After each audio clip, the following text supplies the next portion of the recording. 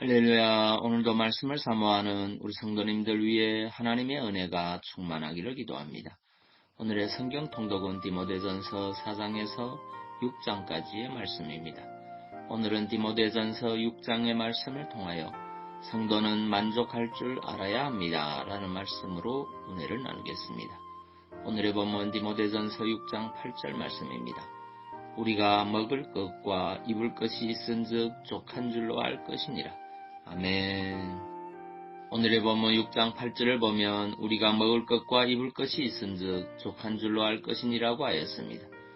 곧 성도는 생명을 유지하고 복음을 증거하는 등 사명 감당을 위해 필요한 최소한의 것들만 있으면 만족할 줄 알아야 한다는 것입니다. 그러므로 성도에게 표준적인 경제 수준이란 궁핍도 아니요 사치도 아닌 가장 검소하고 소박한 수준임을 알 수 있습니다. 그렇다면 혹 어느 성도는 이렇게 생각할지 모릅니다. 물론 그렇기는 하지만 우리가 그보다 더 많이 소유한다고 해서 그리 나쁠 것이 없지 않는가 하고 말입니다. 충분히 생각해 볼 수 있는 말입니다. 하지만 그렇지 않습니다. 여러분, 우리는 가끔 우리 사회의 최고 부유층이 살아가는 이야기를 듣고 흥분할 때가 있습니다. 예를 들어 자녀에게도 용돈을 수백만 원씩 주며 운동장만한 집에 살고 가족마다 승용차가 있으며 수백만 원짜리 양주의 골프는 해외가 아니면 치러 가지도 않는다는 등의 이야기들이 말입니다. 또 하루에도 몇 번씩 우유 속에 누워 꿀과 계란으로 마사지하면서 심지어 애완견에게도 수십만 원짜리 음식에 고급 옷을 입히고 애완견용 고급 호텔에서 발톱 관리까지 시킨다는 이야기를 들을 때면 분노마저 느끼게 됩니다. 왜입니까? 그것은 너무나 심한 불평등으로 인한 상대적 빈곤감과 더불어 수많은 결식아동과 노숙자 등 불우한 이웃들의 가난한 현실을 무시하고 외면해버리는 듯한 자기 중심적이며 이기적이기까지 한 그들의 삶의 태도 때문입니다. 그러면 이제 눈을 좀 더 넓게 돌려 우리가 살아가는 지구 전체를 보십시오. 여러분, 이 땅에는 약 30억이 넘는 사람들이 매 끼니를 걱정하며 살고 있습니다. 또 10억이 넘는 사람들에게는 맑은 물 한 잔이 사치이며 아무리 아파도 알약 하나 주사 한 대를 맞을 수가 없습니다. 더 나아가 아프리카의 많은 나라에는 한창 먹고 커야 할 아이들이 우유 한 통으로 며칠을 견디며 그것도 없어 뼈만 남아 얼굴에 덮인 파리조차 쫓아낼 힘이 없습니다.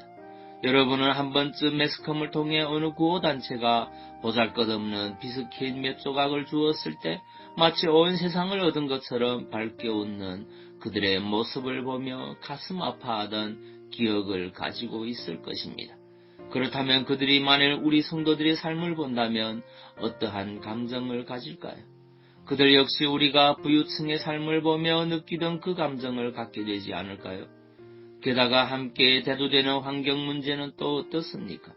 여러분, 어느 환경단체의 연구에 의하면 우리가 흔히 먹는 햄버거 하나를 만들기 위해서는 나무 20그루에 해당하는 에너지가 소모된다고 합니다. 또한 우리가 사용하는 에어컨과 승용차는 어떨까요? 그것들로 인해 환경이 얼마나 오염되고 있는지 아십니까? 성도 여러분, 만일 우리가 이러한 사실을 진정으로 깊이 생각한다면 햄버거 하나라도 더 먹겠다고 또 유행에 맞는 옷과 가구, 보다 넓은 승용차와 집을 가지겠다고 욕심부려서는 안 됩니다. 그리고 편협한 마음으로 우리 주위만 보며 이웃보다 내가 가진 것이 적다고 불평해서도 안 됩니다. 아니, 오히려 만유를 창조하신 하나님의 백성답게 보다 넓은 눈으로 지구 반대편을 보아야 합니다. 그리하여 지금보다 더 많이 갖게 해달라고 기도하기보다는 우리보다 고통받는 자들을 위해 우리가 가진 것을 베풀 수 있게 해달라고 기도해야 합니다. 진정 그들은 우리의 이웃이며 하나님은 우리보다 그들을 더 불쌍히 여기신다는 사실을 잊지 마시기 바랍니다. 오늘도 주님 안에서 만족하며 감사할 수 있는 하루 되시기를 바랍니다. 기도하겠습니다. 사랑의 주님, 성도는 만족할 줄 알아야 됨을 고백합니다. 항상 다른 사람들과 비교하며 불평하고 원망하는 것이 아니라 우리보다 없는 사람들을 생각하며 가진 것에 만족하고 감사할 수 있는 성도 되게 하옵소서. 그리고 육신의 질병으로 고통받는 심령들, 마음의 상처로 고통받는 심령들을 예수 그리스도 이름으로 치유하여 주옵소서. 예수님 이름으로 기도하옵나이다. 아멘.